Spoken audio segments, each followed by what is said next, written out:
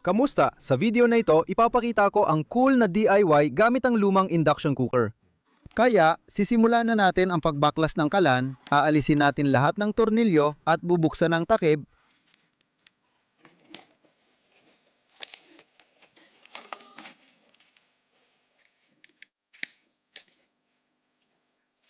Tanggalin ang tatlong tornilyo, tapos alisin ang coil.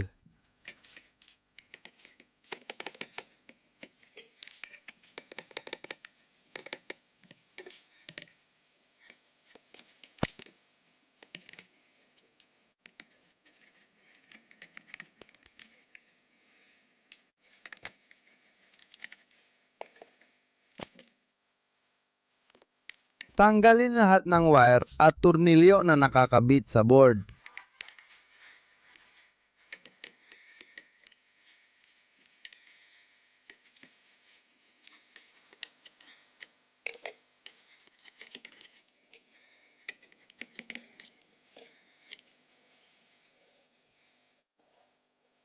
Alisin ang control board mula sa pangalawang bahagi ng kaha.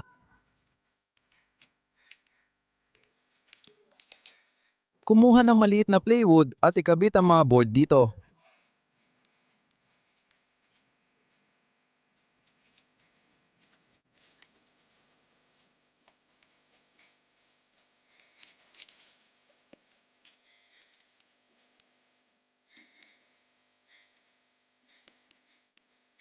Dapat din nating ikabit sa plywood ang maliit na bracket na may butas.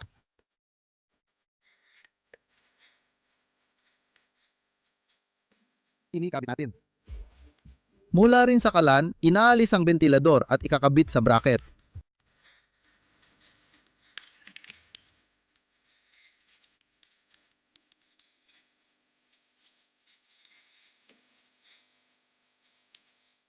Kinokonekta natin lahat ng wire sa kanilang konektor.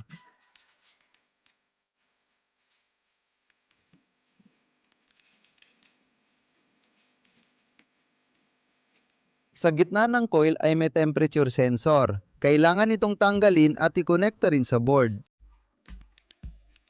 Pagkatapos ikonekta ang lahat, kunin natin ang coil. Putulin ang mga dulo nito at kalasin ang wire.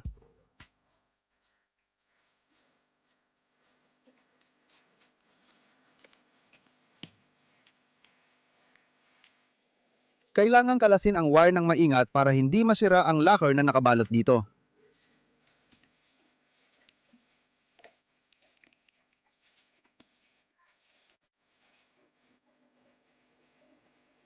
Ang nakuha nating haba ng wire ay mga 10 metro. Kailangan din natin ng dalawang socket ng bumbilya para sa gagawin natin. Alisin ang ilalim na bahagi ng socket, ipitin ito sa bisyo at gamit ang lagari para sa metal, putulin ang threaded na bahagi.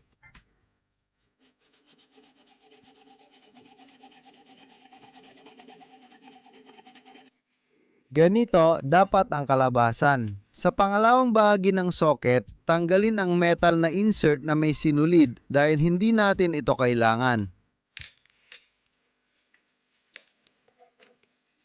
Ngayon, lagyan ng pandikit ang sinulid at ipasok ito pabalik sa socket.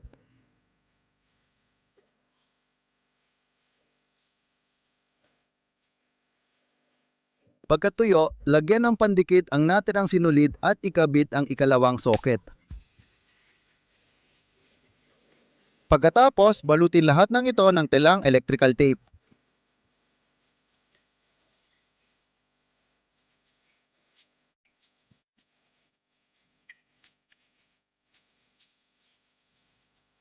Ganito ang kinalabasan ng coil. Ngayon, kailangan mong kunin ang clip mula sa plastic na tubo at ikabit dito ang tornilyo.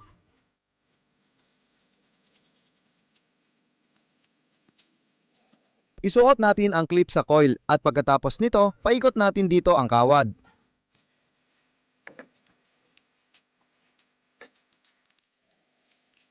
Iikot mo ang kawad mula clip hanggang kabilang dulo ng coil. Dikit-dikit ang balot.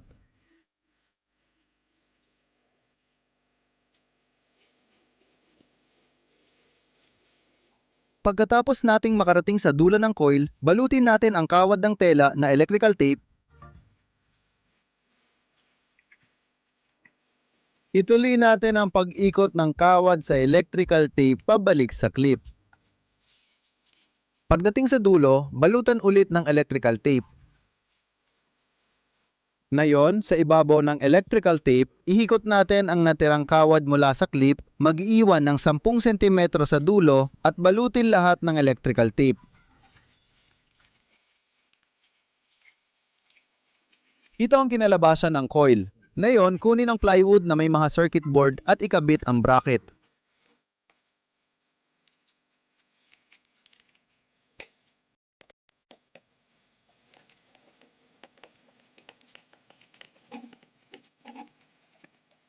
Sa kabila ng bracket, ikakabit ang coil.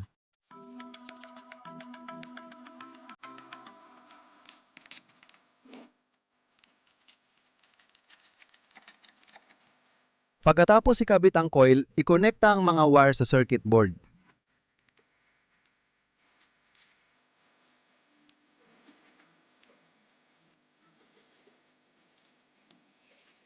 Ayan, tapos na ang ginawa natin. Ngayon, ikakabit na natin ang power cable at sisimulan na ang testing.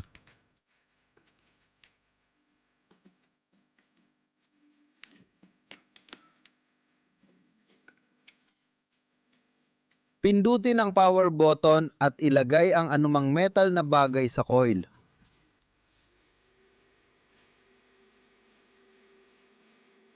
Kitang-kita nyo, ang kutsilyo ay umiinit at namumula sa ilang segundo lang. Tulad ng alam ninyo, naging malakas na induction heater ito na madaling gawin gamit ang lumang kalan. Ang heater na ito ay 2 kilowatt pero mas mainam na huwag gamitin sa pinakamataas na setting para hindi masunog ang mga transistor. Tulad ng nakikita, nakaset ako sa 1,600 watt. Mas mahal bumili ng bagong heater na malakas kaysa mag-repurpose ng luma nang hindi na ginagamit.